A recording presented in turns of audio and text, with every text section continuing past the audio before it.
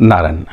विक्रम संवत 2079 जो कि अभी आने वाला है, उसके हम लोग राशियों के विषय में आज चर्चा करेंगे। और सबसे पहले आज के वीडियो में हम लोग 3 राशियों के बारे में, यानी कि मेष राशि, वृष राशि और मिथुन राशि, इसके विषय में चर्चा करेंगे। अभी जो चैत्र शुक्ल पक्ष प्रतिपदा होगा, तदनुसार 23 अप्रैल वहाँ से हम लोगों का नव संवत्सर प्रारंभ हो जाएगा और ये पूरा 21 मार्च 2023 तक रहेगा, जो कि हिंदू नववर्ष के रूप में रहेगा। अब हम लोग प्रातःकालीन लग्न की बात करते हैं। इस बार मीन लग्न खुल रहा है और लग्न के अंदर में सूर्य देव की स्थिति है। द्वितीय भाव यानी मेष राशि के अंदर में बुध देव, तृतीय भाव वृष राशि के अंदर में राहु देव की स्थिति है और उस दिन मिथुन राशि के अंदर में चंद्रमा रहेंगे और इसके बाद फिर वृश्चिक राशि के अंदर में केतु देव और फिर मकर राशि के अंदर में शनि और मंगल। इन्हीं दोनों की युति होने से ये जो अभी यूक्रेन वाला मामला चल रहा है, ये अभी इसी शनि मंगल की युति की वजह से ही हुआ है। और इसके अलावा गुरु और शुक्र ये कुंभ राशि के अंदर में द्वादश भाव के अंदर में इनकी स्थिति होगी। तो हमारा एक कहना ये है कि यदि आपको अपना लग्न पता हो तो आप लग्न से देखें और यदि लग्न न मालूम हो तो आप फिर राशि से देखें। तो सबसे पहले बात करते हैं मेष राशि वालों के लिए। मेष राशि वालों के लिए सबसे पहला, और हाँ, इस साल के जो राजा हैं वो शनि देव हैं और जो गुरु हैं वो मंत्री होकर के आ रहे हैं। तो सबसे पहला मामला ये रहेगा मेष राशि वालों के लिए कि उनके लग्न के अंदर में ही चूंकि बुध देव की स्थिति बन रही है, ऐसी स्थिति के अंदर में उन लोगों को थोड़ा सा स्वास्थ्य के ऊपर ध्यान रखना चाहिए। वैसे बुध अकेला है, अकेला बुध उतना हानिकारक नहीं होता, फिर भी हो सके तो बुध की सामग्रियों का इस्तेमाल कम से कम करें, अन्यथा उन लोगों को नस नाड़ी से संबंधित समस्या आने के चांसेस बनाएगा। विद्यार्थी लोग जो हैं उनके लिए भी जो मीन राशि के अंदर में सूर्य जा रहा है, इसलिए वो पढ़ाई लिखाई के ऊपर ज़्यादा ध्यान रखें और उनको इस चीज़ की भी ज़रूर इसमें पूरी तैयारी रखनी चाहिए कि वो सुबह के समय में जल्दी उठें, तब उनके प्रतियोगिता परीक्षा भाव के लिए अच्छा होगा। और अपने पिता की जितनी हो सके उतनी सेवा करें। प्रातःकाल सूर्य देव को अर्घ देना भी उनके लिए विशेष लाभकारी रहेगा। अब बात करते हैं उन लोगों की जो लोग व्यापार से जुड़े हुए हैं और विशेष करके लोहा, चमड़ा, सीमेंट, कबाड़, अलकतरा, शेयर बाजार, जुआ, सट्टा, lottery, petroleum product, construction line से जुड़े हुए जो लोग हैं, उन लोगों के लिए ये बहुत ही अच्छा साल रहने वाला है। और विशेष करके 21 फरवरी 2023 को जब शनिदेव वक्री होंगे तो उस समय में जिन लोगों की कुंडलियों के अंदर में शनिदेव वक्री होकर के बैठे होंगे, उनके लिए वो विशेष फलदायी होंगे और उस समय पर उनके कार्य के अंदर में और उनके लाभ आय के अंदर में काफ़ी अधिक वृद्धि होने की संभावना भी रहेगी। जो भी लोग कार्य कर रहे हैं उन लोगों को जो कार्य क्षेत्र के अंदर में हैं, विशेष करके जो नौकरी चाकरी में हैं और जो लोग क्लरिकल ग्रेड के उसमें कार्य कर रहे हैं, उन लोगों को थोड़ा सा राजनीति से भी बचना चाहिए, नहीं तो उनके साथ इस वर्ष में कार्य क्षेत्र के अंदर में राजनीति होने की भी पूरी संभावना बनेगी। और चूंकि मकर राशि से उनका जो ट्रांजैक्शन है वो ट्रांजैक्शन 21 फरवरी 2023 को होगा और तब जाकर के शनिदेव फिर कुंभ राशि के अंदर में पहुंचेंगे। तो वहाँ तक के लिए उनके लिए ये समय अच्छा रहेगा और वो अनुकूल भी बना रहेगा। कुंभ राशि के अंदर में ही जो गुरु महाराज की स्थिति है वो कुछ ही दिनों के बाद जब मीन राशि के अंदर में जाएगा, लगभग मई के आसपास से उनको थोड़ा सा मेहनत ज़्यादा करनी होगी क्योंकि भाग्य का साथ उनको कम मिलेगा। और इस पूरे दौरान यदि हो सके संभव तो शनि देव को दीप दान करना, शनि देव को के मंदिर में जा कर के दर्शन पूजन करना, विकलांगों का और जो लोग कंगले लोग हैं उनकी सेवा करना, विशेष तौर पे शनिवार के दिन जाना और उनसे करना, ये बहुत ही लाभप्रद रहेगा। साथ ही साथ में उन लोगों को हनुमान जी की पूजा आराधना करना भी विशेष श्रेयस्कर रहेगा। वृश्चिक राशि के अंदर में केतु के बैठने से मेष राशि वालों या मेष लग्न वालों को अपने संतान के लिए थोड़ा सा चिंता का बात हो सकता है। उनके संतान को थोड़ी दिक्कतें आ सकती हैं, और उसमें भी विशेष करके जब 10 अप्रैल आने वाला है वहाँ तक, क्योंकि 10 अप्रैल को राहु और केतु दोनों लोग आप राशि परिवर्तन करेंगे, और राहु देव जो हैं वो मेष राशि के अंदर में और तुला राशि के अंदर में केतु जाएंगे। वहाँ से उनके लिए फिर संतान भाव के लिए दामाद लोगों के लिए ये अच्छा होना शुरू हो जाएगा। लेकिन उस समय के बाद से वो पेशाब उसाब थोड़ा सा साफ़ सुथरे स्थान पर ही करें, क्योंकि यूरिन से संबंधित समस्या या पथरी से संबंधित समस्या होने की संभावना उन लोगों को 10 अप्रैल 2022 के बाद से होने की संभावना हो सकती है। अब बात करते हैं वृष राशि वालों की या वृष लगन वालों की।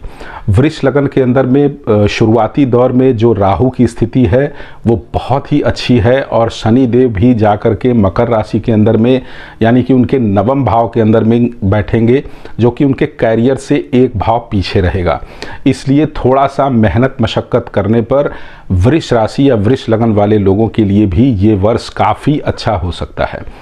अब चूंकि इसमें मामला ये है कि अभी जब तक शनि देव वक्री नहीं हो जाते हैं, यानी कि 7 मई 2022 के बाद से वृष लगन वालों के लिए या वृष राशि वालों के लिए उनके कार्य क्षेत्र के अंदर में काफ़ी अच्छा होगा, और उनको उसमें भाग्य का साथ भी काफ़ी अच्छा मिलेगा।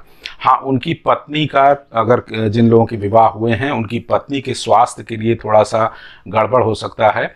और जो विद्यार्थी लोग हैं, अगर वो विदेश जाकर के पढ़ना चाहते हैं तो उसके लिए भी बहुत ही अच्छा ये वर्ष उनके लिए रहेगा, और बाहर जाकर के उनको सफलता के आयाम भी मिल सकते हैं। यदि जो बुध देव हैं, जो उनके धन भाव के मालिक हैं, वो चूंकि द्वादश भाव के अंदर में जाएंगे, इसलिए प्रयास ये करना चाहिए वृष राशि वालों को कि वो लोग कम से कम किसी भी व्यक्ति को उधार दें, जो लोग खास करके व्यापार में हों। और अगर वो उधार देते भी हैं तो उन लोगों को गणेश जी की आराधना पूजा जरूर करनी चाहिए। उनकी आराधना पूजा करने से उनके पैसे ब्लॉक नहीं होंगे, नहीं तो वृष राशि वालों या वृष लगन वालों के पैसे मार्केट में फंसने के भी पूरे चांसेस इस साल बनेंगे। और जो कुंभ राशि के अंदर में यानी कि उनके 10वें भाव के अंदर में गुरु महाराज की स्थिति हो रही है, इसलिए उन लोगों को ऐसे व्यक्तियों से बचना चाहिए जिन लोगों का माथा बड़ा हो या कान बड़ा हो।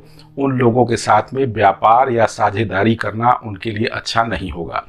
उन लोगों को ये भी जरूर करना चाहिए कि प्रत्येक गुरुवार को अगर संभव हो सके तो वर्ष पर्यंत और कम से कम मई तक तो अवश्य ही उन लोगों को प्रत्येक गुरुवार को केला या पीला सामान जैसे चने का दाल या सोम पापड़ी, कुछ मिठाई की सामग्री, इसको ले जाकर के किसी मंदिर के अंदर में दान करना भी काफ़ी शुभ रहेगा। तीसरी बात यह है कि चूंकि केतु वृष लगन के अंदर में कारक ग्रह नहीं होते, और जब उनका ट्रांजैक्शन हो जाएगा यानी 10 अप्रैल के बाद से, तो उन लोगों को विशेष तौर पे पेशाब उसाब से संबंधित समस्या या किडनी से संबंधित समस्या भी हो सकती है। इसलिए उसके ऊपर भी पूरा ध्यान रखें। और संभव हो सके तो जो राहु उनके लगन के अंदर में बैठा हुआ है शुरुआती दौर में, वो लोग प्रारंभ के काल के अंदर में कुत्तों की सेवा करें या घर में कुत्ता पाल लें, तो वो उनके लिए बहुत ही अच्छा और श्रेयस्कर रहेगा। साथ ही साथ उन लोगों को इस बात का भी पूरा ध्यान रखना चाहिए कि अगर उनको विदेश से कोई भी कारोबार का मैटर है तो उसके लिए बहुत ही अच्छा होगा, और विदेश में वो जितना ज़्यादा से ज़्यादा हो सके इन्वेस्टमेंट करें तो वो उनको और भी लाभ और फ़ायदा पहुंचाएगा। उनके जीवन साथी के स्वास्थ्य की समस्या भी आने की संभावना है, और जिन लोगों को संतान से संबंधित कोई मामला होगा या मसला होगा तो संतान से संबंधित भी उनको चिंताएं घेरेंगी। तो इसलिए अगर हो सके तो गणेश जी की पूजा और आराधना करना विशेष करके मई तक वो उनके लिए काफ़ी अच्छा होगा। मई के बाद से वो फिर उधार वगैरह देने की प्रक्रिया भी जारी कर सकते हैं, क्योंकि तब तक बुध देव का ट्रांजैक्शन हो जाएगा दूसरे राशियों के अंदर में। और गुरु चूंकि इस बार के मंत्री होकर के आ रहे हैं, इसलिए जिस किसी भी व्यक्ति को अगर अपना कोई भी सलाहकार बनाए हों तो उस व्यक्ति से उनको थोड़ा सा सचेत होकर के किसी भी उनके सलाह पर त्वरित निर्णय ना लें, उस पर थोड़ा सा अपना भी विवेक का इस्तेमाल करके और आगे बढ़ें। राजनैतिक लोगों के लिए भी, जो वृष लगन के लोग हैं, उनके लिए ये वर्ष काफ़ी कुछ ले करके आ रहा है और उनको राजनैतिक क्षेत्र के अंदर में काफ़ी अच्छी सफलता भी दिलवाएगा।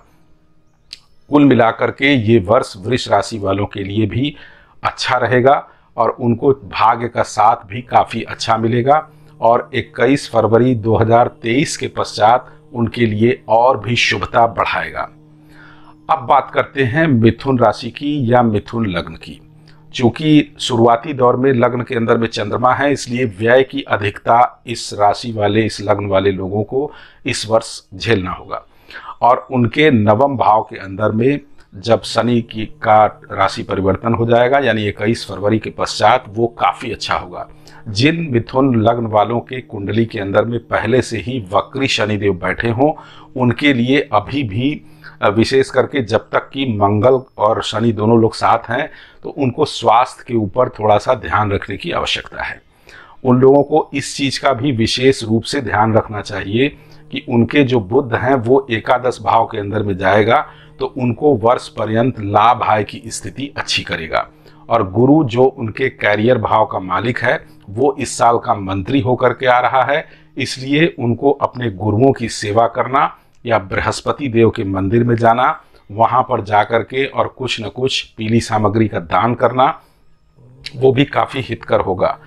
और कुल मिलाकर के जो मिथुन लग्न के लोग हैं या मिथुन राशि के लोग हैं, उन लोगों को इस बात का भी ध्यान रखना चाहिए कि वो खान पान के ऊपर विशेष ध्यान रखें। विशेष करके 10 अप्रैल के बाद जब राहु और केतु का राशि परिवर्तन हो जाएगा, तो उनको पेट से संबंधित समस्या आने के चांसेस भी बनाएंगे। और जब जो राहु देव एकादश भाव के अंदर में जाकर के बैठेंगे, तो उनको नीच प्रवृत्ति के लोगों से या कुटिल लोगों के साथ में संपर्क बढ़ा करके आमदनी भाव के अंदर में भी वृद्धि करवा सकते हैं।